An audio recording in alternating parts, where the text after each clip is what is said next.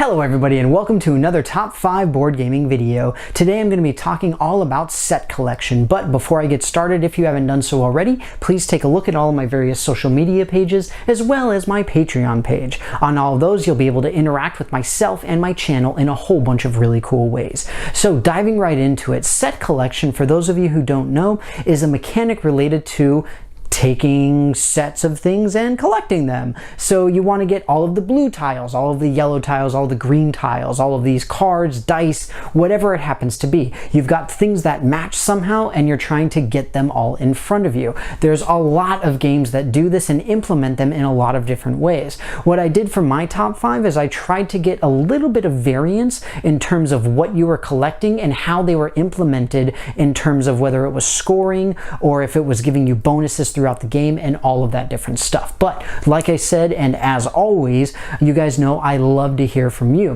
What are your favorite games in this particular category? Why do you enjoy them? And all of that good stuff. Please let me know anything and everything in the comments below, because you guys know I love to hear it all. But that said, we're going to get started right off with my number 5.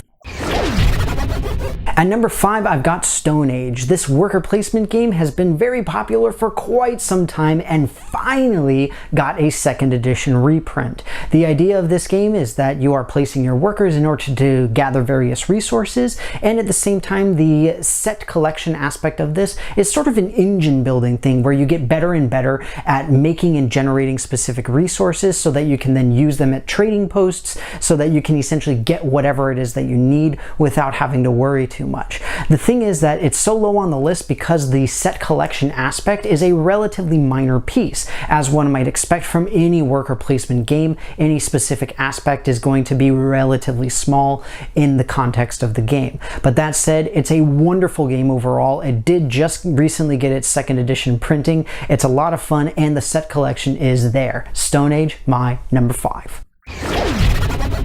At number 4, I've got Alhambra. In this particular game, the idea is that you are building up tiles representing a city in front of you, and the whole point of set collection is that you want to try to get tiles that represent the same colored sort of districts, where you've got blue, green, white, yellow, I believe, and a few other different things. You've also got walls that'll be surrounding your cities and a whole bunch of other different stuff. Similarly to Stone Age, and arguably more so, Alhambra has this thing where the set collection aspect is important because it does give you a lot more points, but at the same time there's a lot of other aspects that give you points, especially if you're going to be playing with something like the Alhambra Big Box where you have a lot of expansions. That means that you're going to have a lot more aspects that are able to give you points all throughout the game as well as during the final count.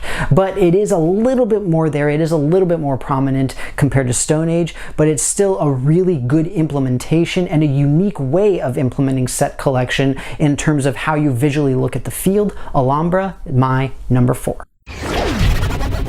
At number 3, I've got Seven Wonders. This is probably the first game on the list that really has the set collection very prominently, and on top of that, it has ramifications all throughout the rest of the game. The idea is that you have different categories of cards representing different facets of society. Things like the construction capabilities or technological capabilities, you've got science, you've got religion, all of these different kinds of things, and each one uniquely stacks on itself to give you more and more throughout the game, as well as at end game scoring. Again, the set collection portion of this is huge when it comes to what you get at the end of the game. But that said, between the card drafting and the set collection and the idea of gathering up resources, you do have a lot more going on around the set collection. But at the same time, can you really base a game entirely on set collection? It's not easy to do. But that said, Seven Wonders, still a great game and my number 3.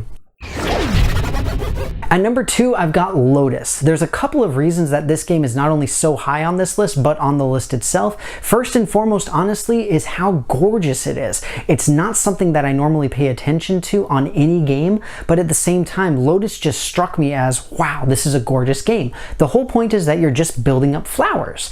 And the idea is that once you have enough of a flower, you have the specific number of petals, you collect it up and you score that particular flower.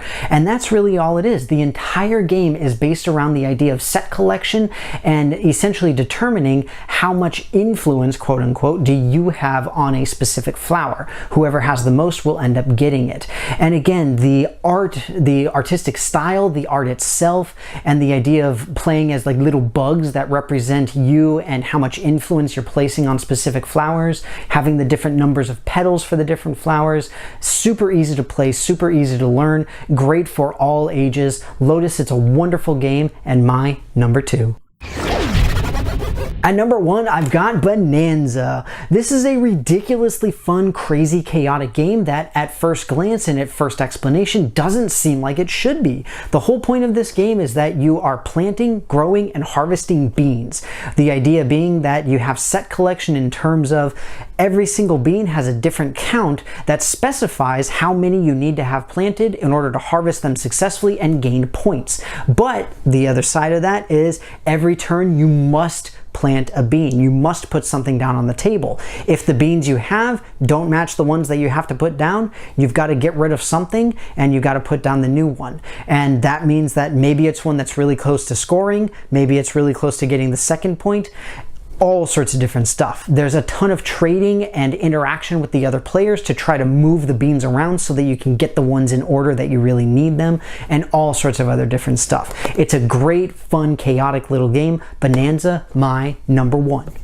Well, everybody, that's it for me. I hope that you enjoyed this video on my top 5 favorite set collection games. Like I said, I tried to do a little bit of a mix in terms of how integrated the set collection mechanic is to the game itself, how important it is, and how it sort of plays out during the entirety of gameplay. But again, as always, please let me know what you guys think. What are your favorite set collection games, or the way that they implement it, and why is that? Just let me know in the comments below. You guys know I love to hear anything and everything that you all have to say. But with that, thank you so much again for watching. I hope that you enjoyed this video, and I will see you next time.